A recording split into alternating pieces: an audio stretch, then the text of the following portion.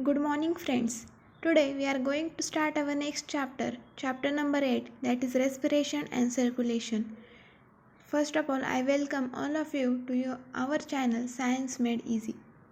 So, this is our first page of chapter respiration and circulation. We will start with the first can you recall questions. The first question is definition of respiration. You all know what is respiration. I will recall you the definition of respiration. That is, respiration is a biochemical process of oxidation of organic compounds in an orderly manner for the liberation of chemical energy in the form of ATP. Okay. Now there are two types of the respiration, that are aerobic and anaerobic. Aerobic respiration is performed in the presence of oxygen and anaerobic respiration is performed in the absence of oxygen. Why should we respire all the time? It is the next question. So what is the aim of respiration? The main aims are like production of energy in the form of ATP, then supply of oxygen to our body or supply of carbon dioxide to the body of the plants. Okay, now we will start the introduction. All living organisms require energy to carry out various life processes. No body of organism can survive without the energy. So energy is required to perform various processes in our body. The energy that is stored in the form of complex organic compounds. The energy which is stored is potential and the energy which is in the work or in motion is kinetic energy. So the energy that is stored in the body in the form of complex organic compounds, that is potential energy, is however not usable by the organisms unless it is converted into the usable form.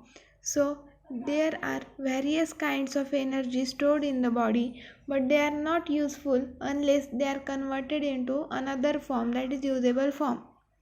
This conversion is achieved through the process of respiration. So the aim of respiration is to convert the non-usable form of energy into the usable form of the energy. Okay, let's see the main definition of respiration. It is a biochemical process of oxidation of organic compound in an orderly manner for the liberation of chemical energy in the form of ATP. Okay, it is the oxidation of organic compound. Organic compounds are formed mainly by two elements, that is carbon and hydrogen. So it is oxidation of those organic compounds in an orderly manner, that is stepwise manner, for the liberation of chemical energy, that is the energy produced is in the form of ATP. The reaction of respiration is C2H12O6, that is carbohydrate or glucose, plus 6O2 oxygen gives 6CO2, that is carbon dioxide, plus 6H2O, that is water, plus 38 ATP molecules.